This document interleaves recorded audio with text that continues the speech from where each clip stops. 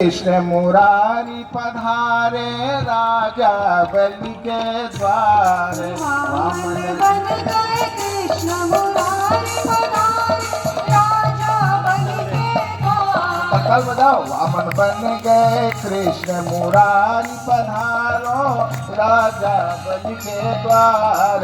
वामन बन गए। वामन आएंगे बलि महाराज के यहाँ। पधारे राजा बलि के द्वार। पधारे राजा बलि के द्वार। पधारे राजा बलि के द्वार। पधारे राजा जय हो। वामन बन गए कृष्ण मुरारी पधारे राजा बलि के द्वार। वामन राजा है।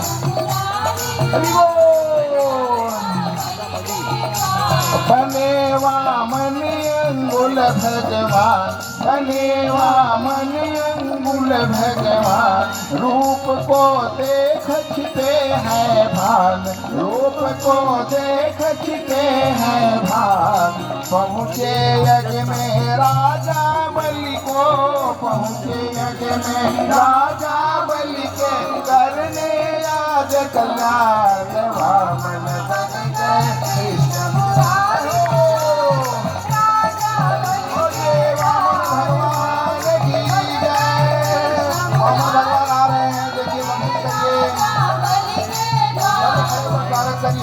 बन गए कृष्ण मुरारी पधारे राजा बलि के द्वार। वामन बन गए कृष्ण मुरारी पधारे राजा बलि के द्वार। बोलिए वामन भगवान की जय। आगे देखिए क्या श्रृंगार है वामन भगवान का। अरे मस्तक चंदन रहो लुभाए। मस्तक चंदन रहो लुभाए। कमंडल हाथ लियो लटकाए। कमंडल हाथ लियो लटकाए। ऊपर छतरी बगल तने। ऊपर छतरी बगल तने। गल में जमते माल। वामन बन गए कृष्ण मुरारी।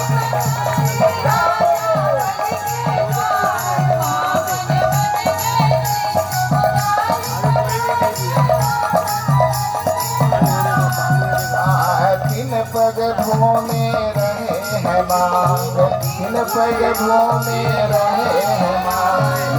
जागे आज हमारे धाम। बलि महाराज कर रहे हैं हमारे संकल्प लियो जो राजा बलि ने।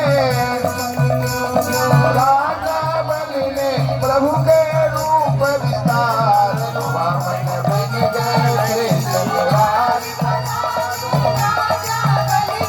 हरि हरि बोल। वामन बन गए कृष्ण मुरारी पधारे राजा बलि के द्वार। बोलिए वामन भगवान की जय। हरे वामन का वेश बनायो।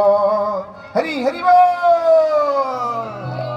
हरि वामन का वेश बनायो। बलि राजा के द्वारे आयो। हरि वामन का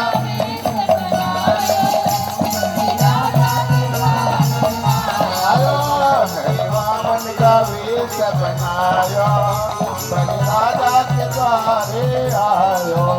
हरि वामन का वेश बनायो। बलि राजा के द्वारे आयो।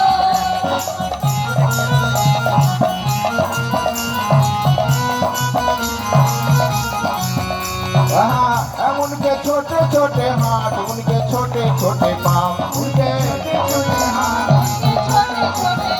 उनके छोटे छोटे हाथ। उनके छोटे छोटे पाँव। उनके छोटे छोटे हाथ। उनके छोटे छोटे पाँव। पैरों में खड़ा हूँ सुहाय। जय हो। पैरों में खड़ा हूँ सुहाय। बलि राजा के द्वारे आयो। पैरों में खड़ा हूँ सुहायो। आयो। हरि वामन का वेश बना। बनायो, बलि राजा के द्वारे आयो। हरि वामन का वेश बनायो, जय हो। रे झोली कांधे पड़े, गले माला पड़े, झोली कांधे आए, झोली कांधे पड़े, गले माला पड़े, झोली कांधे। ब्रह्मचारी का वेश बनायो, ब्रह्मचारी का वेश बनायो, बलि राजा के द्वारे आयो। ब्रह्मचारी का वेश बनायो, आयो। हरि वामन का वेश बनायो, बलि राजा के द्वारे आयो। हरि वामन का वेश ओ भूमि मांगन लगे, राजा देने लगे, भूमि मांगन लगे, राजा हाँ भूमि मांगन लगे, राजा देने लगे, भूमि मांगन लगे, राजा देने लगे। हरि पावन को आगे बढ़ायो, हरि पावन को आगे बढ़ायो, बलि राजा के द्वारे आयो। हरि वामन का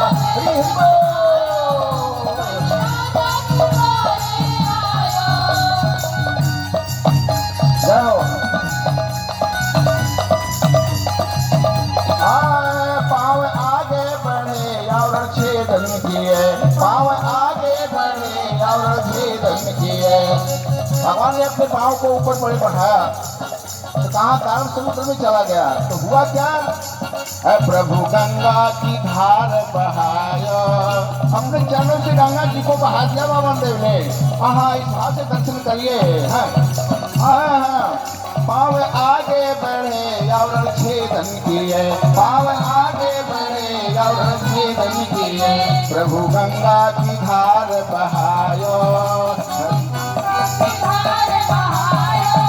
बलि राजा के द्वारे आयो, हरि वामन का वेश बनायो, बलि राजा के द्वारे आयो। ओ जय वामन देव, जय वामन देव, वामन देव, जय वामन देव, जय वामन देव, जय वामन देव, वामन देव, जय वामन देव, जय वामन देव, वामन देव, जय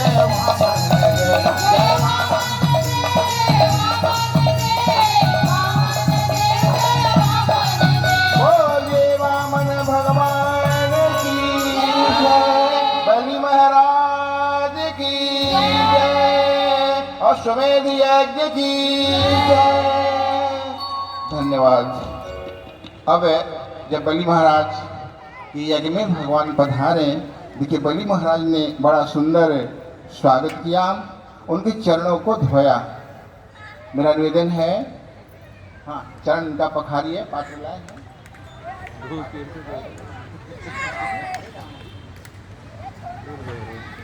भगवान पधारे हैं, राजा रानी को सामने रहना चाहिए और हाँ उसके अंदर चरण रखिए, पधारिए, पानी गिराइए।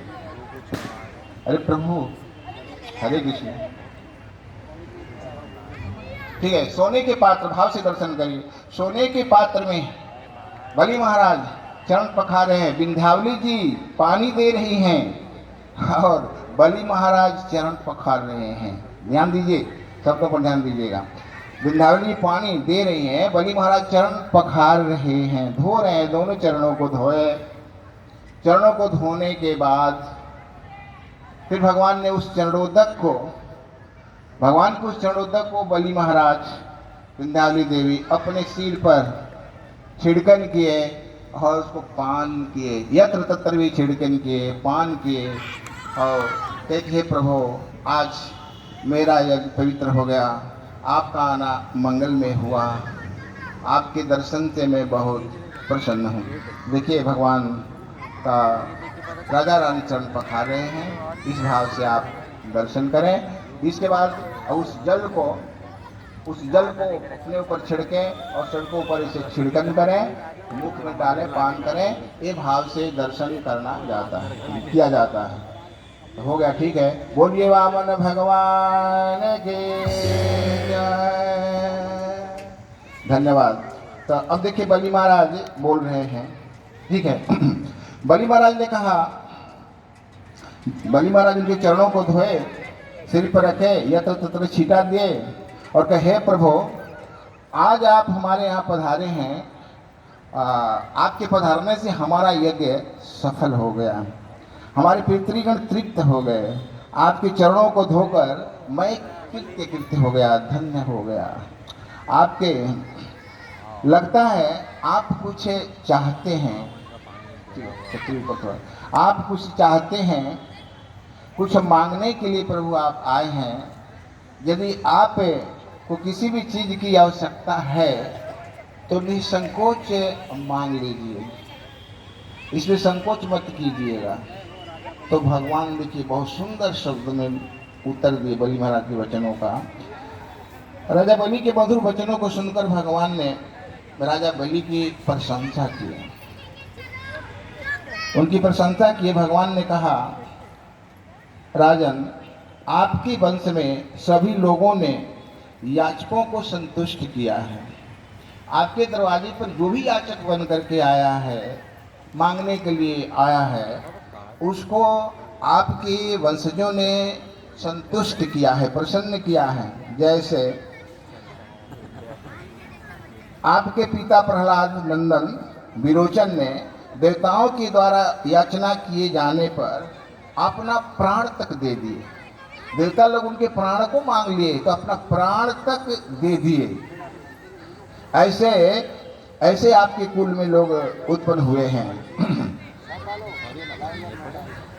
क्योंकि आप वीर कुल में उत्पन्न हैं। मैं मानता हूं कि आप देने में उदार हैं और मुझे मुहमांगी वस्तु आप देने में समर्थ हैं। मैं आपसे थोड़ी सी पृथ्वी चाहता हूं, बस मेरे डेग से 3 पग, मैं अपने डेग से 3 पग भूमि चाहता हूं, इतनी मेरी आवश्यकता है। आवश्यकता के अनुसार दान देने वाले मनुष्य परिग्रह करने से बच जाते हैं। तो बलि महाराज फिर कहते हैं कि आपकी बात तो वृद्धों जैसी है, किंतु आप अज्ञानी हो, क्योंकि वो राजा है ना, उनके पास अपार धन है। आप अज्ञानी हो, क्यों? मुझ जैसे दानी को अपनी बातों से प्रसन्न करके आप क्या मांग रहे हैं? मुझसे जो एक बार याचना कर लेता है उसके जीवन में फिर किसी से याचना नहीं करनी पड़ती है। अतः आप निसंकोच अपने जीवन की सारी वस्तुएं मांगे, धन, संपत्ति, साम्राज्य, कन्याएं इत्यादि सब कुछ है, आप मुझसे मांग सकते हैं। तो भगवान ने देखिए क्या उत्तर दिया। भगवान ने कहा, हे राजन, संसार के जितने भी प्रिय विषय हैं वे सब मिलकर किसी एक मनुष्य की आवश्यकताओं को, कामनाओं को पूर्ण करने में समर्थ नहीं है। क्यों? यदि वह अपने इंद्रियों को वश में न रखने वाला हो तब। कि लोभ अपार होते हैं। जो व्यक्ति 3 पग भूमि पा करके संतुष्ट नहीं हो सकता है, वो पृथ्वी का साम्राज्य पा करके भी संतुष्ट नहीं हो सकता है। वो 9 वर्षों से युक्त एक द्वीप को भी अगर उनको दे दिया जाए तो भी वो संतुष्ट नहीं होगा, क्योंकि पृथ्वी के 7 द्वीपों की प्राप्त करने की उसकी कामना बनी रहेगी। मुझे और भी मिल जाए, और भी मिल जाए। परंतु जैसे पृथु, गय, राजा आदि पृथ्वी के 7 द्वीपों के स्वामी थे, फिर भी उनकी तृष्णा पूर्ण नहीं हुई थी। ब्राह्मण को तो संतुष्ट होना चाहिए। मैं तो ब्राह्मण बन करके आया हूँ, ब्राह्मण हूँ, उसे आवश्यक वस्तु का ही दान लेना चाहिए। ऐसा करने से उसका तेज बढ़ता है। भगवान की ये वाणी हुई। भगवान की वाणी को सुनकर के बलि महाराज प्रसन्न हुए तो फिर शुक्राचार्य, देखिए वही शुक्राचार्य भी थे, उनके गुरु भी वहीं खड़े थे। तो जब बलि महाराज कहे कि आप कुछ भी मांग सकते हैं, तब गुरु देखिए क्या क्या बोल रहे हैं। भगवान की बातों को सुन करके हंसते हुए, हाँ पहले शुक्राचार्य ने रोका और भगवान की बातों को सुन करके हंसते हुए बलि महाराज ने कहा, अच्छा तो ठीक है, आप अपनी इच्छा अनुसार जहाँ से चाहें वहाँ से 3 पग भूमि ले सकते हैं। संकल्प मैंने इतना वचन दे दिए, प्राण जाए पर वचन न जाए। अपने डेग से 3 पग भूमि आप ले लीजिए। ऐसा कहकर दान देने के लिए जब बलि महाराज तैयार हुए संकल्प करने के लिए, तो वही शुक्राचार्य रोक दिए। उनको रोके, जैसे जल आदमी देते हैं ना, लोटे के अंदर या टोटी के अंदर जल ऐसे गिरा रहे हैं, संकल्प कर रहे हैं, तो शुक्राचार्य क्या किए, शुक्राचार्य इस टोटी में घुस गए भ्रमर के रूप में। भगवान ऐसे सीख से खोद दिया, शुक्राचार्य की एक आंखें फूट गई। मतलब जो भगवान को दान देने में अगर कंजूसाही करेगा, माना करेगा, तो फिर क्या होगा, तो शुक्राचार्य की दासा हुई, वही उनकी दासा होनी चाहिए।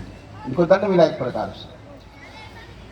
तब शुक्राचार्य ने कहा, शिष्य, उन्होंने कहा, बलि महाराज से कहा, क्योंकि वो तो गुरु हैं और शिष्य से बोल रहे हैं, विलोचन कुमार बलि, आप नहीं जानते, ये साक्षात भगवान विष्णु हैं।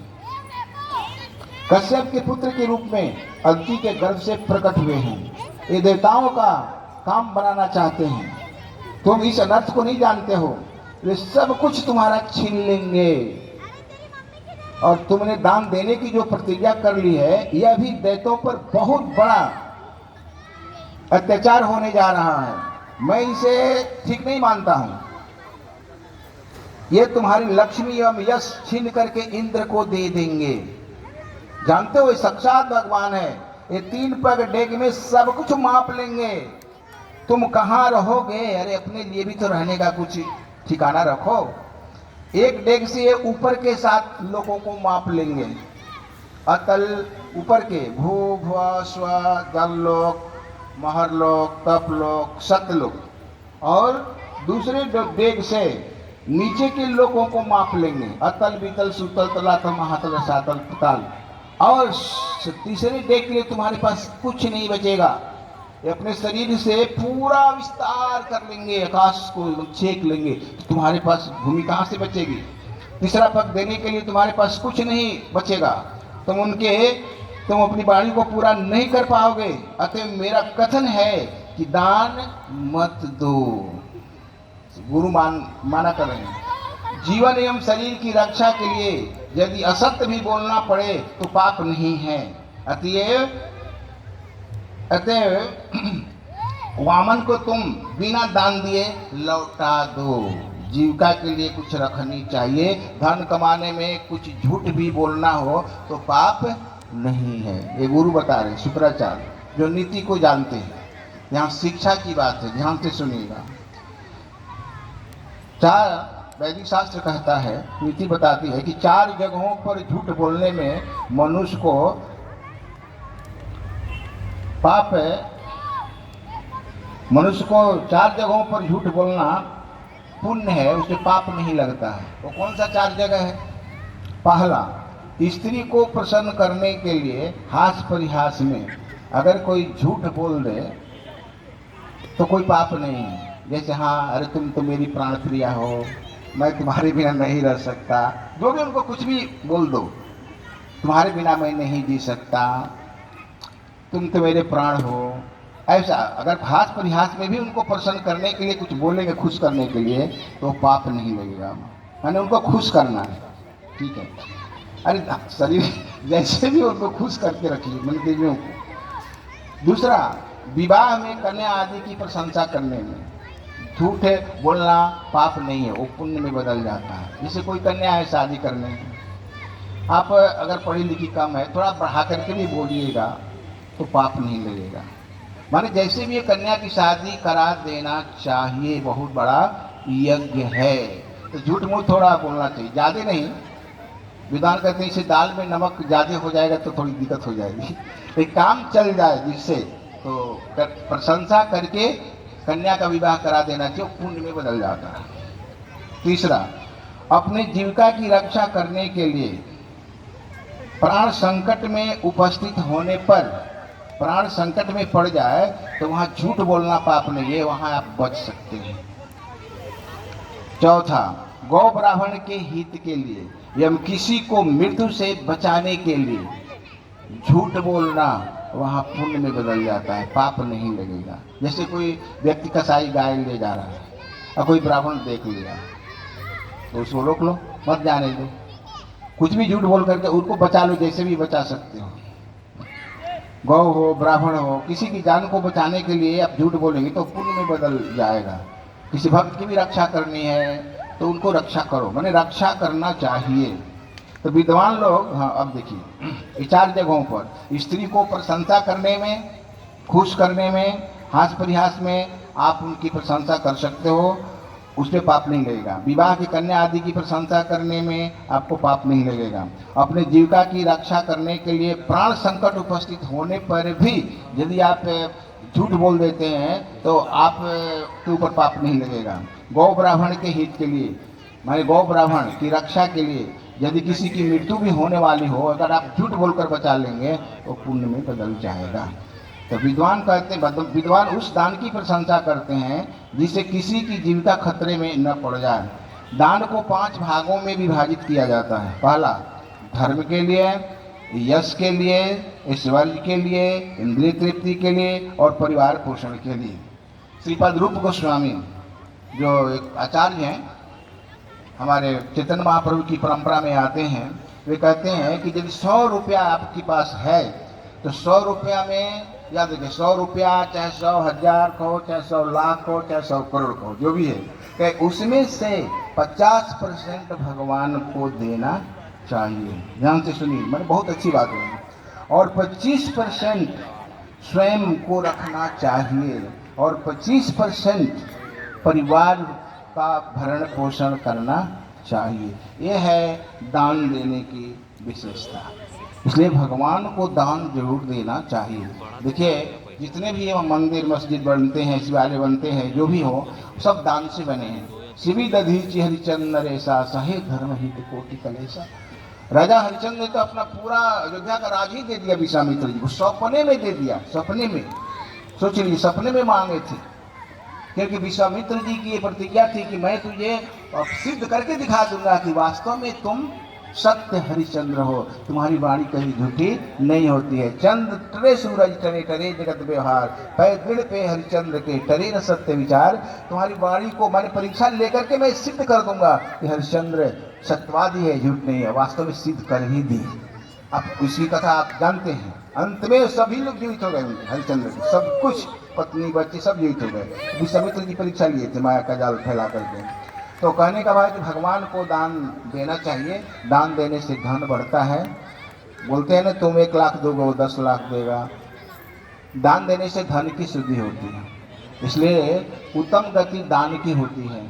तो दान देना चाहिए। देखिए, पहले के जितने भी राजा हैं, याति महाराज हैं, चाहे रघु महाराज हैं, जितने भी परीक्षित महाराज हैं, युधिष्ठिर महाराज, ये सब जो यज्ञ करते थे, माने समझिए कि यज्ञ का, माने दाल का कुंड बनाते थे, सब्जी का कुंड बनाते थे, ऐसे पहाड़ों जैसा अन्नकूट रहता था और प्रजा को खिलाते थे। यज्ञ होता था और भोजन सबको कराते थे। भोजन सबको देना चाहिए, याद रखिए, तृप्त करना चाहिए, किसी को भूखा नहीं छोड़ना चाहिए। ये भोजन दान देना, माने भोजन कराना बहुत बड़ा यज्ञ है। तो वामन इस प्रकार से दान की विधान है, दान जरूर करना चाहिए। जैसे एक बार ब्रह्मा जी के पास देवता, मनुष्य और दानव गए शिक्षा प्राप्त करने के, तो ब्रह्मा जी ने 1 अक्षर में दान कराया। ब्रह्मा जी ने 1 अक्षर में दान कराया, एक ही अक्षर बोला। क्या बोला? द। समझ गए? देवताओं से पूछी, समझ गए? हाँ समझ गए। क्या समझे? क्योंकि हम देवता लोग धन, आप ये बोल रहे हैं कि आप दान करो, देवताओं बोलो कि आप दान करो, हम धन संग्रह करते हैं, तो आप दान करो, ठीक है।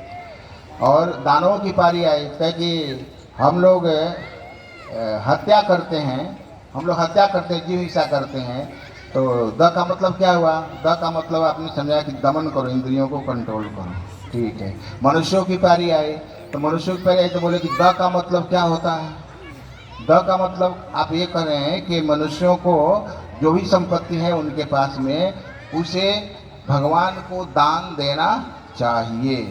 दो माने दया करना भी है, दान देना भी है, इंद्रियों को दमन भी करना है। आज तक ब्रह्मा जी के द्वारा दिए गए उपदेश, जो बादल गरजते हैं ना, वो गरज करके शिक्षा देते हैं, हे देवताओं तुम लोग भोगी हो, इंद्रियों को दमन करो। हे दानो तुम हत्या करते हो, जीवों पर दया करो। हे मनुष्यों तुम लोग धन संग्रह करते हो, केवल इंद्रिय तृप्ति करते हो, भगवान को दान दिया करो। बोलिए वामन भगवान की जय, बलि महाराज की जय। बलि महाराज ने अपना सर्वस्व दान कर दिया। अब देखिए मैंने दान देने की विधान है। तो इस प्रकार से बलि महाराज ने कहा, भगवान आप सत्य कहते हैं, गृहस्थ का यही धर्म है, और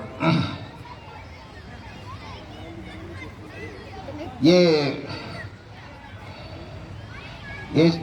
मैं ब्राह्मण को वचन दे चुका हूँ, इसलिए उनका वचन माने मैं खाली नहीं, यदि ये भगवान है हमारे घर पर आए हैं तो हम ब्राह्मणों से मुझे बहुत भय लगता है।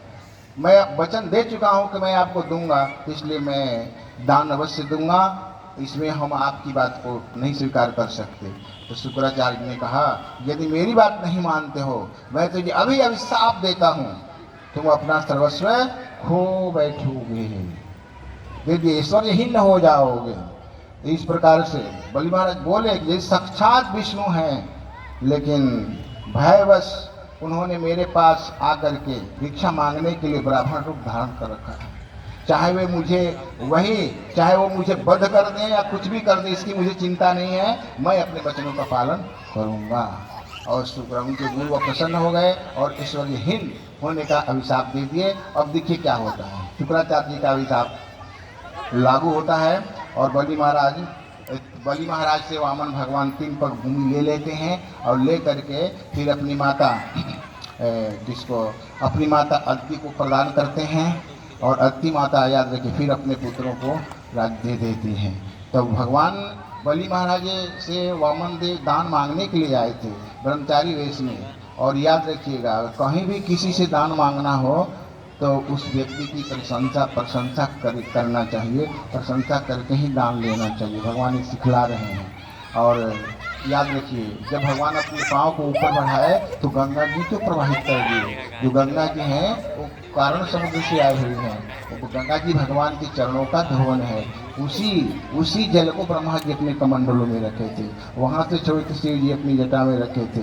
तो वो गंगा जी जो इस भूलोक में आई हैं, जिस गंगा मैया में हम सभी स्नान करते हैं और भगवान का गुणगान गाते हैं, हरे कृष्णा कृष्णा कृष्णा हरे हरे, हरे राम राम राम हरे हरे। इस प्रकार से भगवान वामन देव ने बलि महाराज से 3 पग भूमि मांगे तो दे दिए। तो अब तो बलि महाराज ने कहा, हे प्रभु, एक डेग से तो हमारा मैंने ऊपर के लोग ले लिए, एक डेग से नीचे के ले लिए, तो भगवान कहे मैं तीसरा पग कहाँ रखूं? तो बलि महाराज कहे कि आप तीसरा पग हमारे सिर पर रख दीजिए। तब भगवान ने रख दिया। तो अब सुनिए, 3 पग भूमि किए थे ना, तो 2 ही पग में तो भगवान नाप लिया, शरीर से पूरा आकाश ही माप लिए, तीसरा पाँव के लिए तो कोई जगह नहीं। तो बलि महाराज जी ने कहा कि प्रभु धन से धनी का महत्व ज्यादा होता है, ऐसे बोलते हैं। आप हमारा धन ले लिए, हमको नहीं लिए। तब उनकी पत्नी जो विंध्यावली है बहुत बुद्धिमान थी, बुद्धि थी, तो वो कहती है, हे प्रभु, वो तो व्यक्ति यज्ञ है जो कहता है कि हमारा धन लिए और हमको नहीं लिए, हमारा धन लिए हमको नहीं लिए। अब इनका इस जगत में क्या है, समझ रहे हैं? माने बलि महाराज से उनकी पत्नी बहुत दुखी निकली कि आपका क्या है, सब कुछ तो भगवान का है ना, आपका तो कुछ है ही नहीं। तो फिर ये क्यों कहते कि आप हमारा धन लिए हमको नहीं लिए, आपका है क्या? वो तो अज्ञ व्यक्ति है। तो फिर भी यहाँ पर तब बलि महाराज जब तीसरा पाँव नहीं दिए, तब भगवान ने बलि महाराज को भगवान ने बांध लिया, और उनके जो भी अस्त्र शस्त्र कुछ थे वे बलि महाराज को जब बांध लिए वामन देव ने, तो उनके बलि महाराज के भी कुछ वहाँ सैनिकगण थे, वस्त्र शस्त्र लेकर के भगवान को प्रवार करने लगे। बलि महाराज ने उन्हें रोका। तो यहाँ ये देखिए, बलि महाराज भगवान को, वामन भगवान बलि महाराज को बांध करके ये सिद्ध करना चाहते हैं, दिखाना चाहते हैं, देखिए मेरे भक्त हैं और बंधे हुए हैं, लेकिन देखिए कितना इनमें शीलता है, कितना धैर्यशील है, चुपचाप बंधे हुए हैं, माने घबरा नहीं रहे हैं। भगवान कहते हैं कि जो जिसका धन मैं लेता हूँ उस पर विशेष कृपा करता हूँ, जिसके ऊपर मैं विशेष कृपा करता हूँ उसका धन छीन लेता हूँ। तो जो किसका छीनता हूँ? जो दान नहीं करता है। जो दान करता है उसका मैं नहीं छीनता हूँ, जो दान नहीं करता है तो उसका मैं संपत्ति छीन लेता हूँ। तो इस प्रकार से भगवान बलि महाराज की महिमा को बढ़ाने के लिए उनको बांधे थे और राजा बलि द्वारा भगवान की स्तुति की गई।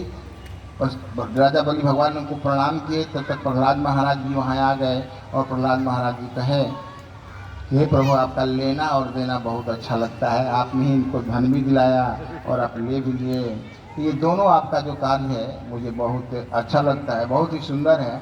मेरे अनुसार इसे मोहित करने वाली राज लक्ष्मी से अलग करके इन पर आपकी विशेष कृपा है, आप संपूर्ण जगत के स्वामी हैं, मैं आपको प्रणाम करता हूँ। प्रहलाद महाराज जी प्रणाम किए और विंध्यावली भी भगवान को प्रणाम की और ब्रह्मा जी ने कहा, प्रभु आप समस्त प्राणियों के जीवन दाता हैं और आपने इनका सर्वस्व ले लिया है, अब यह दंड का पात्र नहीं है, इसे आप बंधन से मुक्त कर दीजिए।